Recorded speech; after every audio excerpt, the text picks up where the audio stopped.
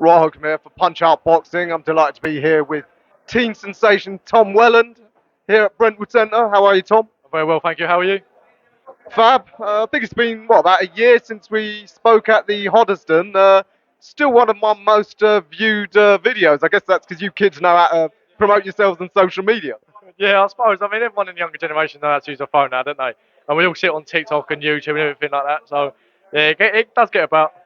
Well, good on you. You've done a great job promoting yourself. So much so that one of the top managers in the country has signed you up. Now, there was talk that you were going to go to the Olympics next year, representing your mother's native Philippines. Is that still on the cards? Yeah. So I'm doing pro am. So there is a clause in my contract where I can go back to amateurs and go to an Olympics if it does come up. A few boxers done it before. So there was a Uzbek who done it. Keyshawn Davis has done it. There's been a few that have done it. So I'll put it in my contract just in case. But yeah, it's still a possibility. But obviously, while I'm back in the UK, I can't box on the domestic scene here. So I might as well just turn it over and start off my career as a pro. Indeed, a brilliant idea. I think the guy you're talking about is Bakhtir Jalalov, the heavyweight. Yeah, Jadowov, yeah.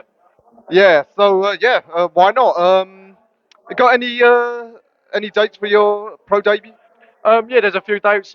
November 12th is a possibility, and also December 16th. I can't quite tell you which cards they are yet, but yeah, they're two dates, two possibilities.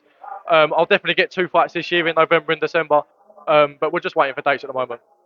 What exactly are the Olympic rules? Is it up to 6 pro fights that you can have?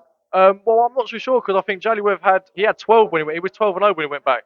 So I'm not 100% sure, but I mean we'll cross that bridge when it comes to it. But either way, I don't have any plans of going back as an amateur after the next Olympics anyway, and I'm not going to have 6 fights in 8 months. It's just not possible. It's not going to happen. So even if I do, I'd have 4 fights maximum when I go back. Yes, it could work out perfectly. So I mean, what have you been sort of? Has Will been getting you to sort of adjust to the pro style, or you having to keep one foot in with your amateur style? It's been a bit of both at the moment. We have been keeping one foot in, and obviously it's always a possibility that I'll have to go back. So I still am doing a little bit of the amateur stuff, keeping my pace high and that sort of thing.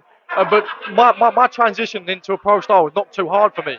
A lot of people have said that I've got a bit of a pro style anyway. So the transition from pro to amateur is not too bad, and I don't think the transition back will be too bad either, as long as I keep that one foot in the door. But we are working hard, we're grinding hard. So yeah, I think we'll turn out okay. Most importantly, you're young, so your mind's still flexible. You can you can keep learning new things. Yeah, definitely. I mean, I've always had a bit of a capacity for learning anyway. I've always kept myself up. I've always had that bit where I can take new things on, but also I've always been a good adapter. I've always been good at adapting to different things. So switching between the two styles, I don't think it'll be too hard for me. So in the gym, what sort of guys have you been sparring with? I've been sparring Mike McDonough. I've been sparring a little bit with McDonough. Brandon Olbrich, who just boxed on here. Zachary Fee. I've done a little bits of OD. O'Hara Davis. Yeah, I've been sparring a few others. Dennis McCann's main sparring partner for Beluta. Yeah, I've been sparring quite a few. Yeah.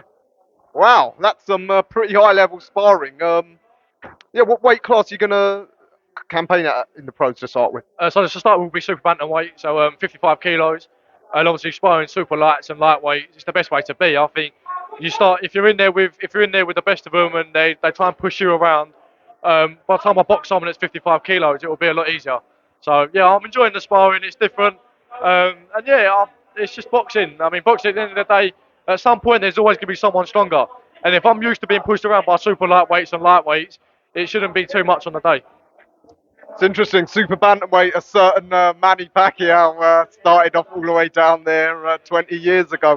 Who incidentally says he's coming back for the Olympics. Wouldn't that be a dream, being the same team as him? It would be an absolute dream. I mean, Pacquiao was my idol. He always has been my idol. He's an idol for many people, not just the Filipinos, but for many people. And for Pacquiao, not even just to see him back in a ring, in a proper fighting environment, what a treat, especially in the Olympics. Oh my God. Like, I think he'd kill everyone. I don't know what he'd campaign at, but I mean, he'd kill everyone at whatever weight he does. So it'd be a right treat to see him back in an amateur ring, definitely. Yeah, I think he's had a few more than 12 pro fights though. But hey, let's see what the Olympic Committee says.